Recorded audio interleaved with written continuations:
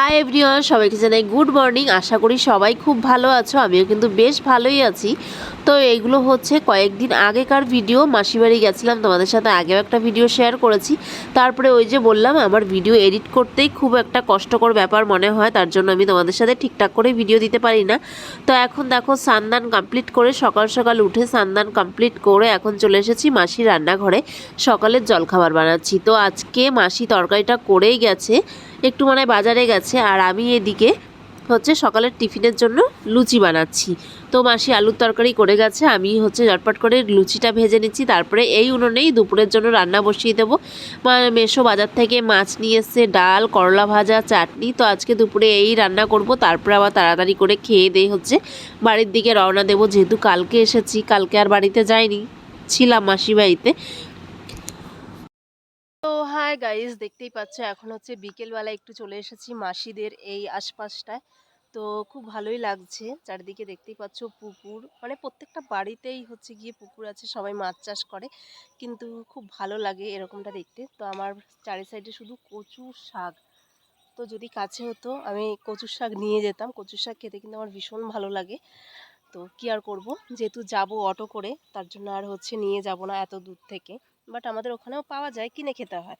আর এখানে যেরকম হচ্ছে মানে সব আশপাশেই মাঠঘাটে হয়ে থাকে, কচুর শাক বলো, তারপরে হচ্ছে মোচা বলো। মোচা অলরেডি নিয়েছি, বাট মেশো কেটে দিয়েছে, সেটা থলিতে করে নেওয়া যাবে ব্যাগে করে, বাট এটা তো হচ্ছে গিয়ে ঝুলিয়ে ঝুলিয়ে নিতে হবে।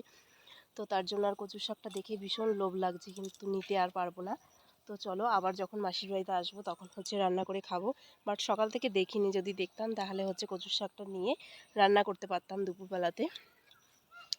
তো চলো, সারাদিনটা বেশ ভালোই কাটালাম। তো তোমাদের সাথে দেখো, এক জায়গায় ঘুরতে আসলে সেরকমভাবে কিছুই শেয়ার করা যায় না, আর আনন্দ করতে করতে সবার সাথে গল্প করতে করতেই সময় কেটে যায়। আর যেহেতু মাসি শাশুড়ি কম, বন্ধু বেশি, তো ওই জন্য আরও হচ্ছে কাজ বাজ রান্নাবান্না, বাড়িতে একজন আসলে তো রান্নাবান্না খাওয়া দাওয়া করতে করতে এই করতে করতেই হচ্ছে সময় চলে যায়। তার জন্য আর তোমাদের সাথে সেরকম কিছুই শেয়ার করতে পারিনি। যেটুকু পেরেছি অল্প অল্প করে তোমাদের সাথে শেয়ার করতে মানে করেছি। তো চলো এখন হচ্ছে ফ্রেশ হব, ফ্রেশ হয়ে রেডি হব, রেডি হয়ে হচ্ছে বাড়ির দিকে রওনা দেব। তো দুটো দিন বেশ ভালোই কাটালাম, আর মাসির বাড়িতে তো ভীষণ ভালোই লাগে। তো চলো টাটা, খুব মিস করবো এই জায়গাটাকে। যাওয়ার জন্য তো রেডি হয়ে বেরিয়ে পড়লাম। একটাই চিন্তা এখন, যে এখান থেকে কোনো টোটো অটো কিছুই পাওয়া যায় না। তো সেই ভাবনা নিয়েই এখন এগোচ্ছি, কি আর করা যাবে।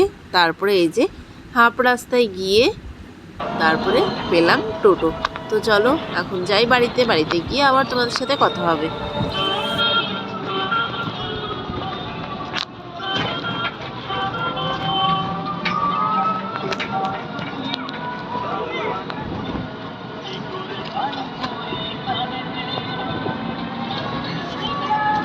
তো এখান থেকে তো আরেকটা টোটোতে উঠে গেছি।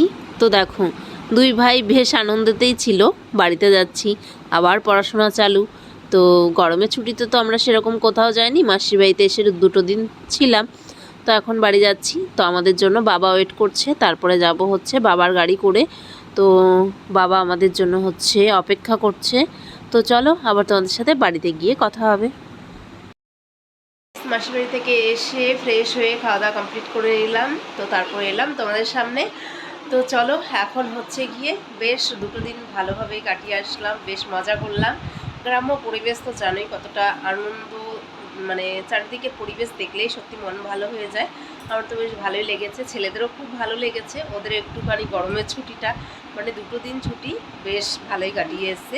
তো এখন ঘরের অবস্থা আমার এই রকম, এগুলো হচ্ছে সমস্ত কিছু গোছগাছ করবো, তারপরে হচ্ছে শোবো। তো চলো আজকের মতো ভিডিওটা এখানেই শেষ করছি, আবার দেখা হবে তোমাদের সাথে নেক্সট কোনো ব্লগে। আশা করি তোমাদের অনেক অনেক ভালোবাসা পাবো।